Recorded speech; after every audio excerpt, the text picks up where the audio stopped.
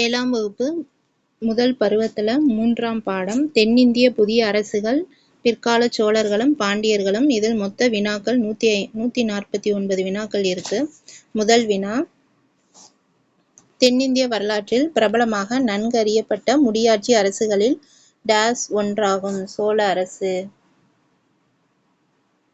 சோழர்கள் ஆட்சியின் புத்தெழுச்சி. பண்டைய சோழ அரசு எதனை மையமாக கொண்டது? காவிரி ஆற்றின் கழிமுக பகுதி. பண்டைய சோழ அரசின் தலைநகர் உறையூர், இன்றைய திருச்சிராப்பள்ளி.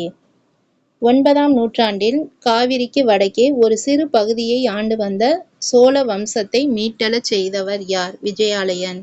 விஜயாலயன் எந்த நகரை கைப்பற்றி அதை தனது தலைநகர் ஆக்கினார்? தஞ்சாவூர். ராஜேந்திர சோழனும் அவருக்கு பின்வந்தோரும் எதனை தலைநகராக கொண்டு சோழ பேரரசை ஆட்சி செய்தனர்? கங்கை கொண்ட சோழபுரம். நெக்ஸ்ட் ஹெட்டிங், முதலாம் ராஜராஜன். இவருடைய காலம் கிபி 985 முதல் 1014.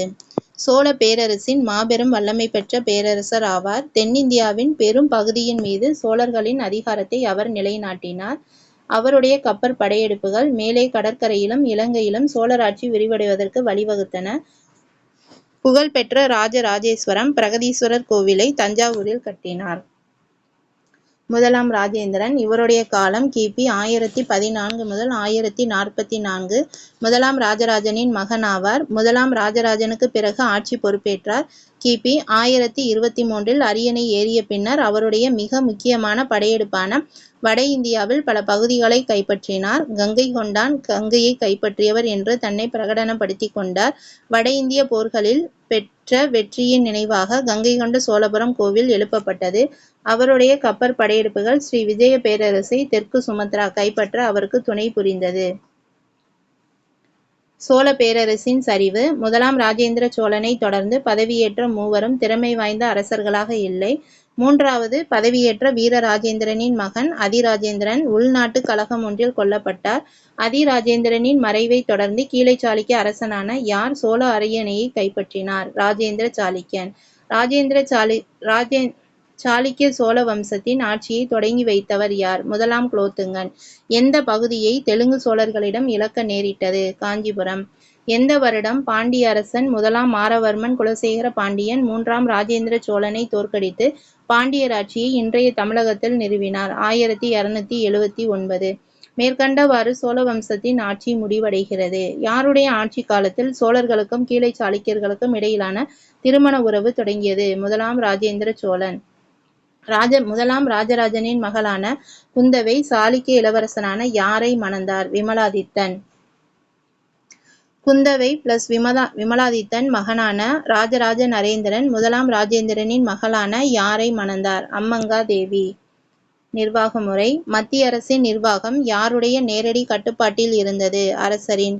அரசரின் ஆணைகள் அவருடைய அதிகாரிகளால் எதில் எழுப்பப்பட்டன? பனை ஓலைகள் அல்லது கோவில் சுவர்களில் பொறிக்கப்பட்டன.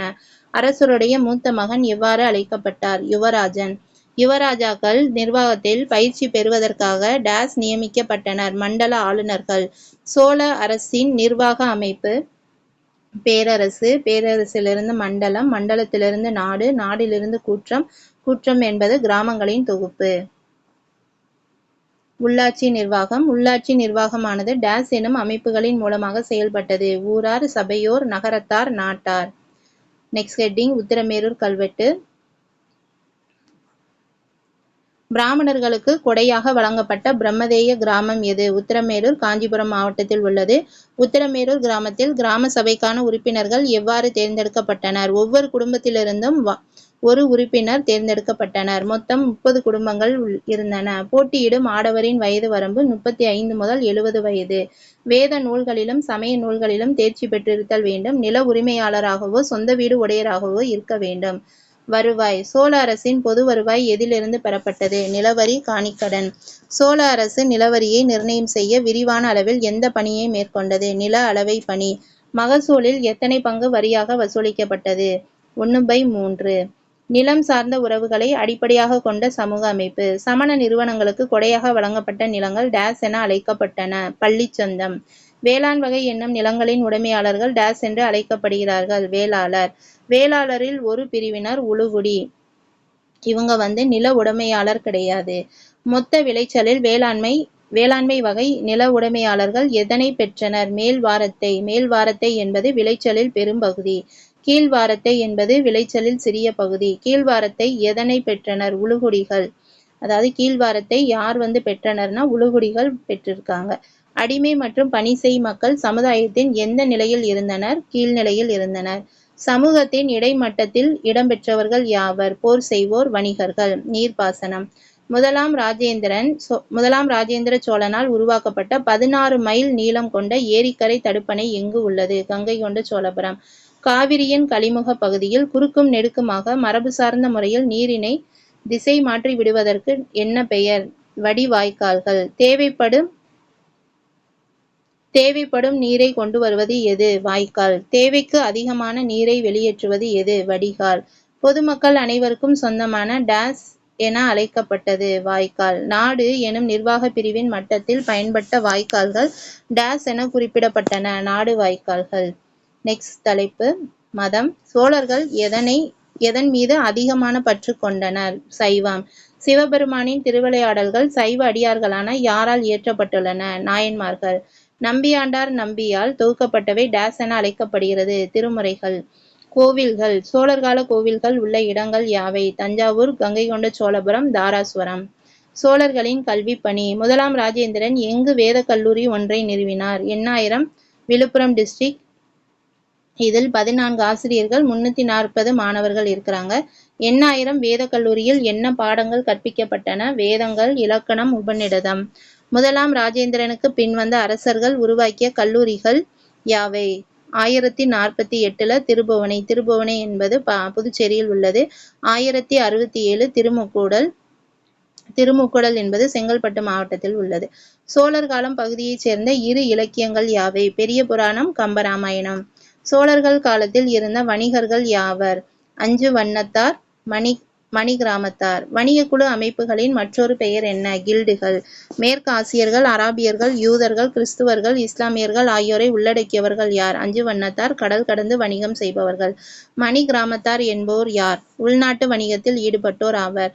காலப்போக்கில் அஞ்சு வண்ணத்தார், மணி கிராமத்தார் இவ்விரு அமைப்புகளும் ஒருங்கிணைந்து எவ்வாறு அழைக்கப்படுகிறது? ஐநூற்றுவர், திசை 1500வர். ஐநூற்றுவர், திசை 1500வர் எங்கு இருந்த தலைமை அமைப்பில் வழிகாட்டுதலில் செயல்பட்டனர்? கர்நாடக மாநிலம் ஐஹோல்.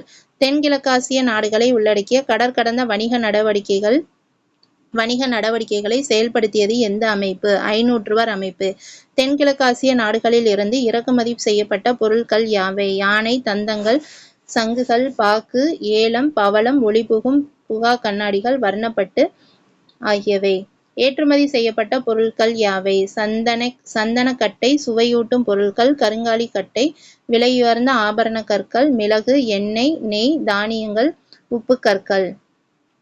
நெக்ஸ்ட் ஹெட்டிங் பிற்கால சோழர்கள். பிற்கால சோழர்கள்ல முதலாவதாக வருபவர் வந்து விஜயாலயன். இவருடைய காலம் 850 முதல் 880. இவருக்கு பிறகு முதலாம் ராஜராஜன். இவருடைய காலம் 985 முதல் 1014. முதலாம் ராஜராஜனுக்கு பிறகு வருபவர் முதலாம் ராஜேந்திரன். இவருடைய காலம் 1014 முதல் 1044. இவருக்கு பிறகு வருபவர் வீரராஜேந்திரன்.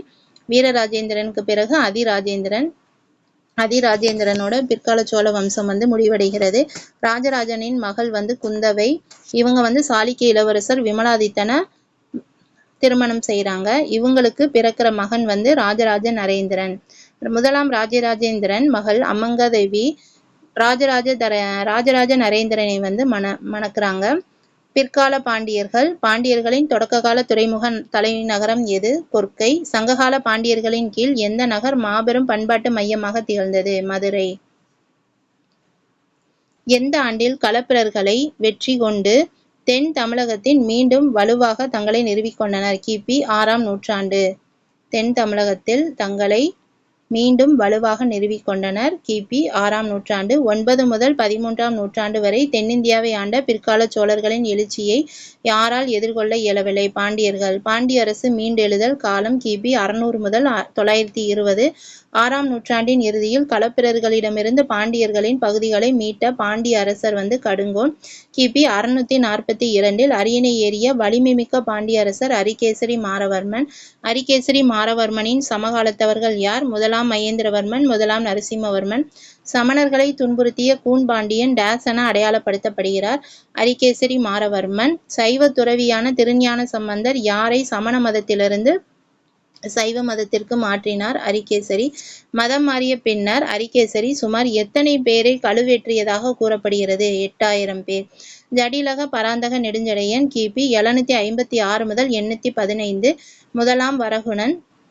வேள்விக்குடு செப்பேடுகளின் கொடையாளி யார்? ஜடிலக பராந்தக நெடுஞ்சடையன்.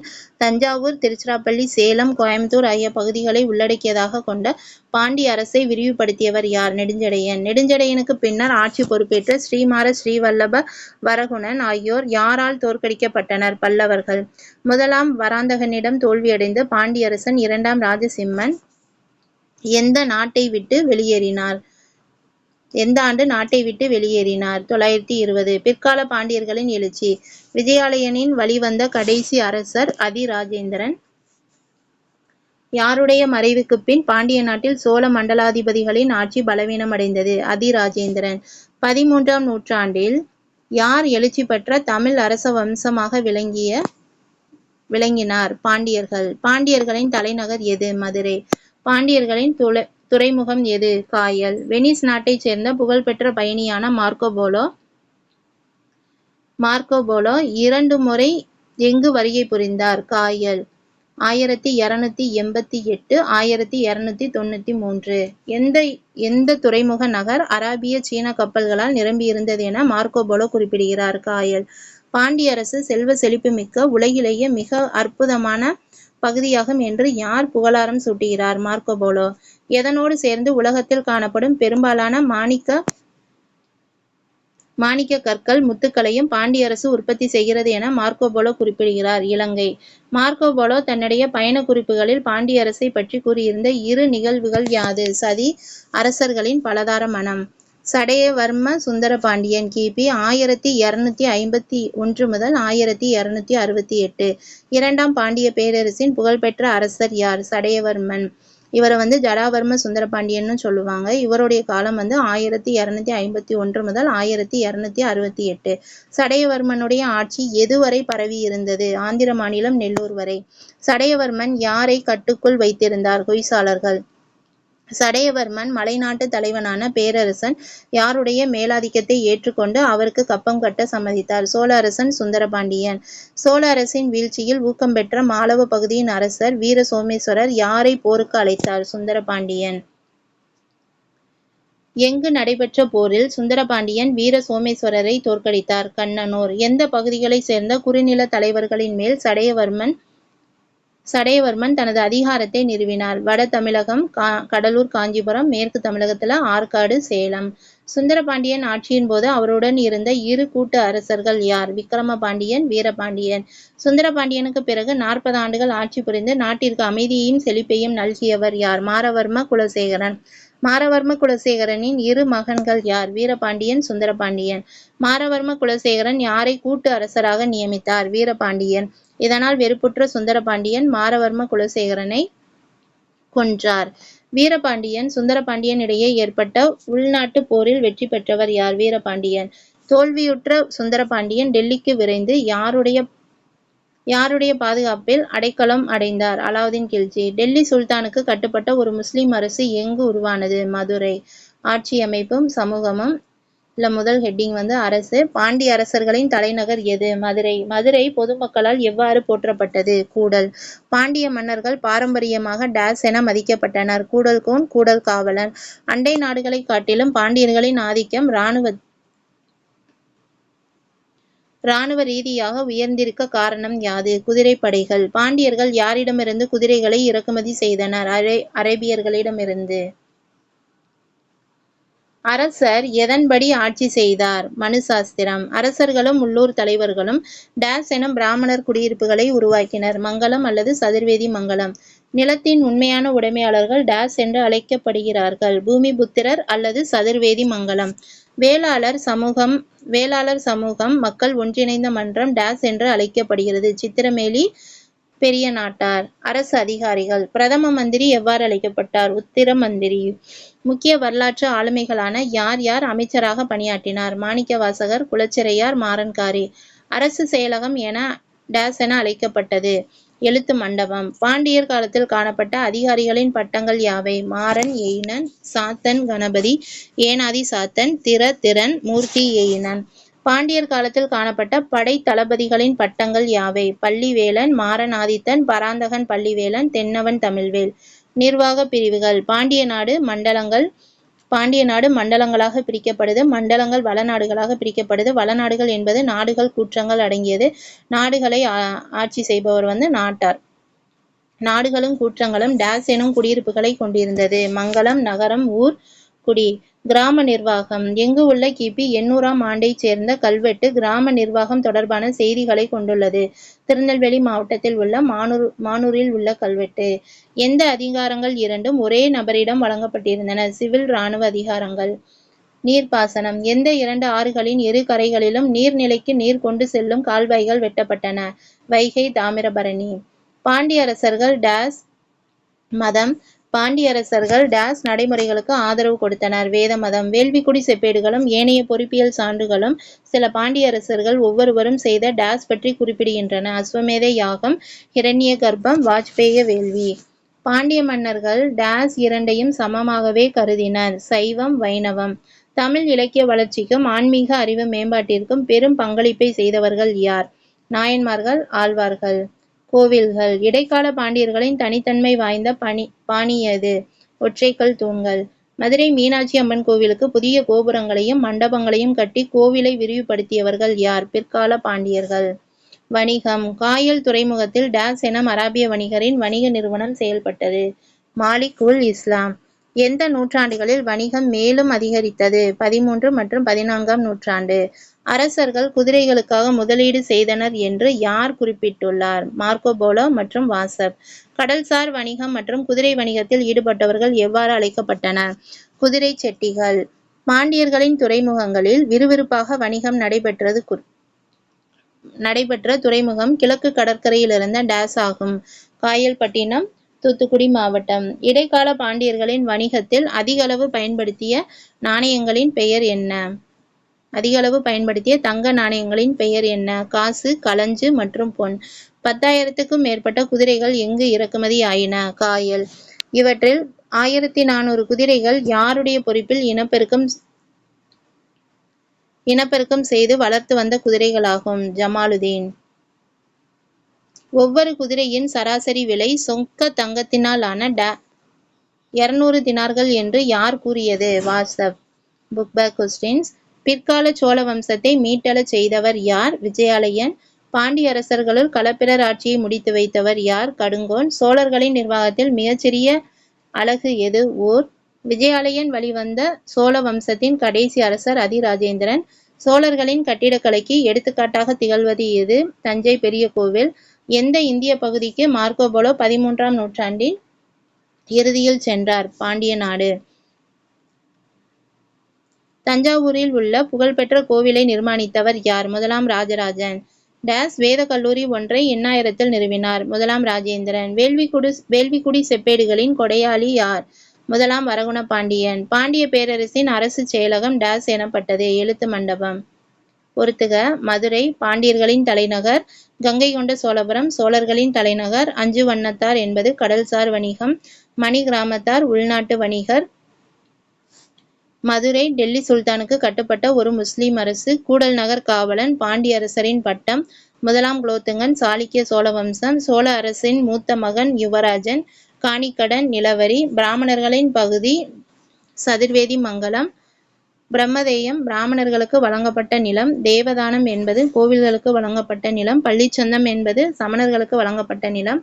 வேளாண் வகை என்பது வேளாளருக்கு வழங்கப்பட்ட நிலம். பாண்டிய பேரரசின் நிர்வாக பிரிவை இறங்கு வரிசையில் எழுதுக. மண்டலம், நாடு, கூற்றம், ஊர். பிற்கால சோழர்கள் பற்றிய கூற்றுகளில் எவை சரி? இவர்கள் ஒரு உள்ளாட்சி துறை தன்னாட்சி அமைப்பை கொண்டுள்ளது. வலுவான கடற்படையை கொண்டிருந்தனர். சைவத்தை அதாவது சிவனை பின்பற்றினர். பெரிய கோவில்களை கட்டினர். அனைத்தும் சரி. ராஜேந்திர சோழனை பற்றிய கூற்றுகளில் எவை சரி? கங்கை கொண்ட சோழன் எனும் பட்டத்தை சூட்டிக் கொண்டார். தெற்கு சுமத்ராவை கைப்பற்றினார். சோழர்களின் அதிகாரத்தை நிலைநிறுத்தினார் என போற்றப்படுகிறது. ஸ்ரீ விஜயத்தை கைப்பற்ற அவருடைய கப்பற்படை உதவியது. அனைத்தும் சரி. கூற்று: யுவராஜாக்கள் மாநிலங்களின் ஆளுநர்களாக பணியமர்த்தப்பட்டார். காரணம்: நிர்வாகத்தில் பயிற்சி பெறுவதற்காக இந்த நடவடிக்கை மேற்கொள்ளப்பட்டது. காரணம்: கூற்றுக்கான சரியான விளக்கமே. கால வரிசைப்படி எழுதுக. மாறவர்மன் குலசேகரனுக்கு இரண்டு மகன்கள். ஒருவர் வீரபாண்டியன், மற்றொருவர் சுந்தரபாண்டியன். மாறவர்மன் வீரபாண்டியனை கூட்டு அரசராக பணியமர்த்தினார். உள்நாட்டு போர் தொடங்கியது. சுந்தரபாண்டியன் அலாவுதீன் கில்ஜியின் உதவியை நாடினார். மாலிக் கபூர் மதுரையின் மீது படையெடுத்தார். மதுரையில் ஒரு இஸ்லாமிய அரசு உருவாக்கப்பட்டது. இதோட இந்த லெசன் கம்ப்ளீட் ஆகுது. நெக்ஸ்ட் லெசன் டெல்லி சுல்தான், நான்காவது பாடம் டெல்லி சுல்தான். இதில் 144 வினாக்கள் இருக்குது. இதை நெக்ஸ்ட் வீடியோவில் பார்ப்போம். இந்த விஎம் அகாடமியில் TET, TNPSC, UG, PGTRB history classes போயிட்டு இருக்குது.